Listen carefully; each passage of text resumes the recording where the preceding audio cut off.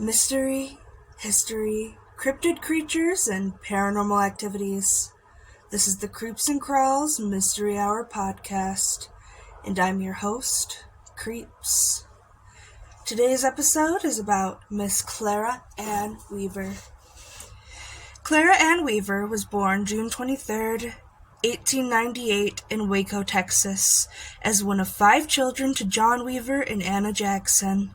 And throughout her childhood, her family moved around a lot, and finally, when she had become a teenager, they settled down in Houston, Texas. There, she met Clara Philips, who she soon wed on November 13th, 1913. And because of her desired career and Amore's desired career, which was in the oil industry and Weaver an actress, they moved to good old L.A. There, Clara would become a success in her dream by working as a chorus girl at the Pantage Theater in Hollywood as a model for Max Sennett in one of his Sennett Bathing Beauties works. And although she had a lot of luxury in her life, Clara's schedule conflicted highly with Amore's lifestyle, so she would give up her dreams to spend her time with him. But he had already started spending his time elsewhere, and because of this, his neighbors had started a rumor that he was out with a younger girl named Alberta Gibson. And Clara went to investigate the rumors by stalking the pair, and when she found Amore going to the bank where Gibson worked, she came to the conclusion that the rumors around her neighborhood were true, which led to her inevitable heartbreak on July 10th, 1922. And during this time, Clara went to a local 5-and-dime store and purchased at the time a 15-cent claw hammer. She had asked a question, at which the store employee had assumed was a joke, asking if the hammer could kill a woman, and the employee jokingly answered back, "It sure could." And the next day, while in the company of a friend and colleague, and a fellow showgirl, if you will, Peggy Cafe, broke into Gibson's home to find that she was not there. So they went to her place of employment, where Clara, claiming to be drunk, asked Gibson to drive her to Montecito Heights, and once they were all there, Clara interrogated Gibson on the presumed affair, to which Gibson denied. She had recently been widowed, and what Clara was assuming was out of the question in her mind, but Clara would not hear it, and began to beat Gibson with the 15-cent hammer, and then later rolled a 50-pound boulder onto Gibson's body and drove back toward her home. But despite Cafe being terrified after witnessing her friend murder someone, she initially kept quiet on the whole thing, which I say is a good friendship, but still kind of crazy. And when Clara arrived home, she was still soaked in Gibson's blood. Clara informed Amore about the murder and told him that she was quote-unquote going to cook him the best dinner he'd ever have because she was so happy, and he was repulsed by her actions, but still helped his deranged wife cover up any evidence so he could move away from L.A. the following day.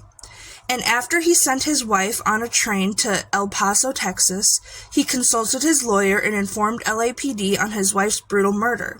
And when investigators found the body, they likened the injuries she had sustained to a tiger attack, leading the press to dub Clara as the Tiger Woman. And on July 14th, Clara was apprehended in Tucson, Arizona, where she was then taken into custody. And even up until her trial, Clara stayed silent.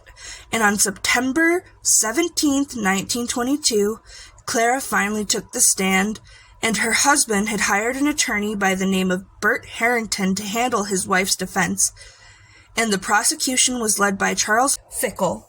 Cafe tested during this trial about how Clara had murdered Meadows brutally in front of her, and she testified to how terrified she was. But Clara retaliated, implicating her friend in the murder. But alas, on November 16, 1922, Clara was convicted of second-degree murder and was sentenced 10 years to life. She had been saved from the death penalty due to how pretty she was, according to members of the jury. But evidence was solid in the case, and there was no denying the sentence. But on December 15th, 1922, a jail matron discovered Clara's cell empty, with her bars sawed clean and her windows open. Police obviously questioned her husband, who denied helping her, and her two sisters, who said her father may have broken her out. Police, however, had a theory that she had escaped and went down to Mexico, and in April of 1923, over 100 years ago, police in El Salvador had a sighting of the now notorious murderess, and on April 23rd, she was apprehended and arrested in Honduras, and as were her accomplices Etta Jackson, her sister, and Jessie Carson, a journalist, who had covered her trial during her time in Honduras prison. She convinced 15 teenage boys to help her escape, but a warden jailed them after overhearing the plot. Early in the morning of May 2nd, 1932, Phillips was transferred to a transitional prison, and on the 26th, she was shipped back to LA. It was later discovered that the journalist aided in her original escape, and had gifted her with the saw that cut her bars. And then she was lifted by Jessie and two other men to the roof of the LAPD jail. That's when she started her journey to Mexico. Later on, Clara was released on June 17, 1935, with plans to become a useful citizen and a model housewife, and went to San Diego to work as a dental assistant, which she had worked towards in jail. Not much is known about her life after this point, minus her getting divorced and being spotted in Texas of 1961. And then she had a quiet death in 1969. I want to hear your comments down below on whether or not you think she should have been released, or if that was a mistake on the government side, and if so, why. But I want y'all to remember to stay creepy. And to end on a different note, this is our 24th episode. How do you feel we're doing so far? And what would you like to see in the next episode? Also, what would you change? Thank you again, and please subscribe and remember to stay creepy, my friends.